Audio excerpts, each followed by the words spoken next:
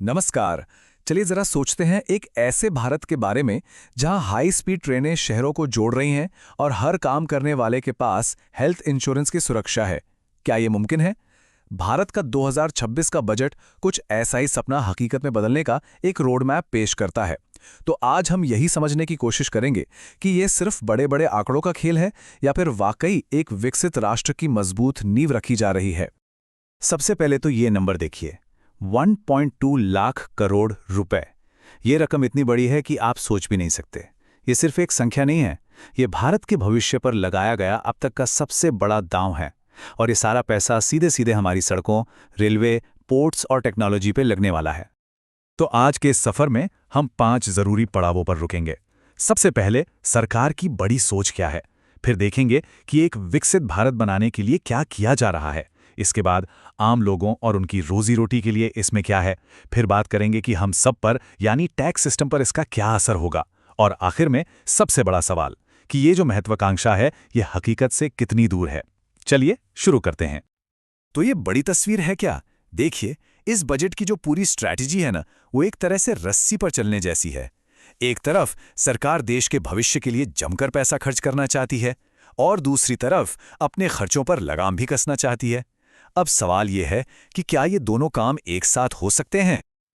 अच्छा, इन आंकड़ों को थोड़ा आसान भाषा में समझते हैं। एक तरफ सरकार का कुल खर्च करीब 8% बढ़ रहा है और खासकर बड़े प्रोजेक्ट्स पर तो 11% ज्यादा खर्च हो रहा है। पर कमाल की बात यह है कि सरकार का उधार, जिसे हम फिस्कल डेफिसिट कहते हैं, वो कम हो रहा है।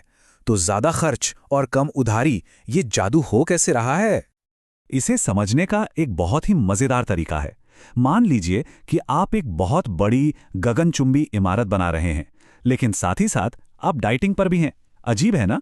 तो सरकार भी कुछ यही कह रही है।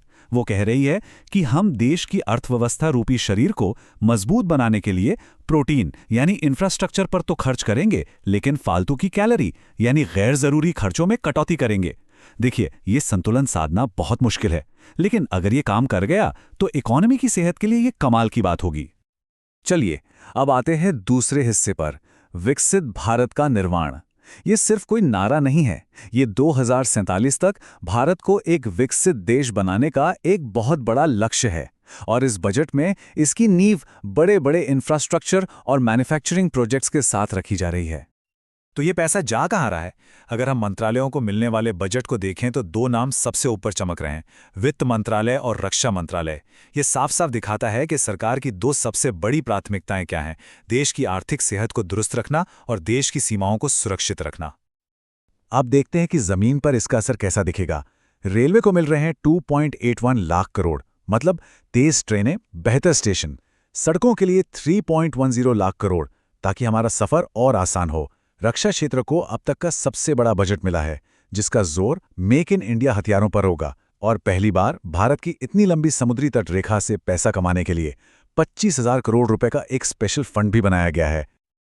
और ये निवेश सिर्फ आज के लिए नहीं है, ये आने वाले कई दशकों की तैयारी है। जरा सोचिए, 7 नए हाई स्पीड रेल कॉरिडोर्स जो बड़े शहरों के बीच की दूरी को कुछ ही घंटों में समेट देंगे, या फिर भारत में बने सेमीकंडक्टर चिप्स, जिससे हमारे दूसरे देशों पर निर्भरता कम होगी, और रेयर अर्थ मटेरियल्स पर हमारा अपना कंट्रोल, जो भविष्य की हर टेक्नोलॉजी के लिए बेहद जरूरी है।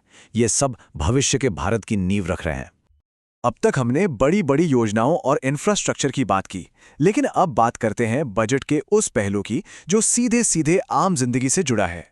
ये बजट किसानों, छोटे व्यापारियों और उन करोड़ों लोगों के लिए क्या मायने रखता है जो रोजमर्रा की जिंदगी जीते हैं। मनरेगा के लिए 95,692 करोड़ रुपए, ये कोई मामूली रकम नहीं है। ये अब तक का सबसे बड़ा एलोकेशन है जो सीधे गांव में रोजगार के लिए दिया गया है। इसका सीधा मतलब है कि गांव में रहने वाले लाखों परिवारों के लिए काम और आमदनी की एक बड़ी गारंटी। ये ग्रामीण भारत के लिए एक बहुत बड़ा आर्थिक सहारा है। और अब एक ऐसी घोषणा जो शायद पहली बार हो रही है और लाखों लोगों की जिंदगी बदलने वाली है। जो लोग ऐप बेस्ड कंपनियों में काम करते हैं, जैसे कि ज़ोमैटो, उबर, ओला, अब उन 10 करोड़ से ज्यादा वर्कर्स को भी आयुष्मान भारत के तहत हेल्थ इंश्योरेंस मिलेगा। ये उन लोगों के लिए एक बहुत बड़ी सामाजिक सुरक्षा है जिनके पास अब तक कोई औपचारिक नौकरी वाली सिक्योरिटी नहीं थी। छोटे कारोबारों के लिए, जो हमारी इकोनॉमी की रीढ़ हैं, सरकार एक 3 पॉइंट सपोर्ट प्लान लेकर आई है। पहला, कैपिटल, यानी बिजनेस बढ़ाने के लिए पैसा। दूसरा, लिक्विडिटी, मतलब काम का पैसा जल्दी मिले ताकि कैश की कमी ना हो। और तीसरा, एक्सपर्टाइज, यानी छोटे शहरों में भी कारोबारियों को बढ़िया प्रोफेशनल सलाह आसानी से और सस्ते में मिल सकेगी। चलिए, अब आते हैं उस सवाल पे जिसका शायद हम सबको सबसे ज्यादा इंतजार रहता है कि आम आदमी की जेब पर क्या असर पड़ेगा, मतलब टैक्स का क्या हुआ। तो इस साल की सबसे बड़ी टैक्स खबर पता है क्या है? खबर यह है कि कोई बड़ी खबर है ही नहीं। जी हां, नई इनकम टैक्स व्यवस्था के स्लैब्स में कोई भी बदलाव नहीं किया गया है। इसका मतलब साफ है कि नौकरी पेशा लोगों के लिए सब कुछ पहले जैसा ही रहेगा। सरकार ने इस बार बदलाव से ज्यादा स्थिरता को चुना है। तो इस बार सरकार का फोकस टैक्स रेट बदलने पर नहीं, बल्कि सिस्टम को और आसान बनाने पर है। फिलॉसफी एकदम साफ है, बदलाव नहीं, स्थिरता। कोशिश यह है कि टैक्स भरना इतना आसान और भरोसेमंद हो जाए कि किसी को कोई झंझट ही ना हो। हाँ, कुछ छोटे मोटे बदलाव जरूर हुए हैं, खासतौर पर टीसीएस में।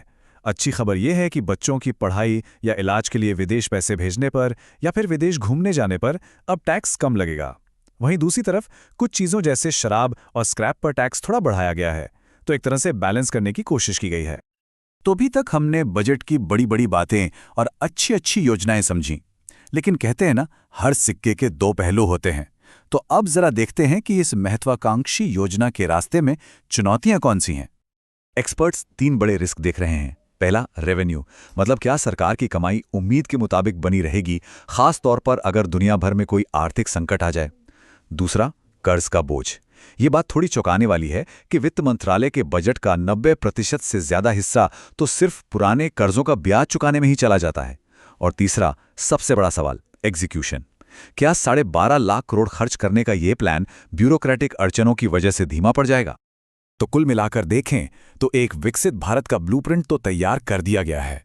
योजनाएं बहुत बड़ी हैं और इरादे भी साफ लग रहे हैं, लेकिन सबसे बड़ा सवाल यही है कि क्या इसका एग्जीक्यूशन भी उतना ही शानदार होगा जितनी कि ये योजनाएं दिख रही हैं। इसी सवाल का जवाब तय करेगा कि भारत का आने वाला दशक कैसा होगा। हमारे साथ जुड़ने के लिए बहुत बहुत धन्यवाद।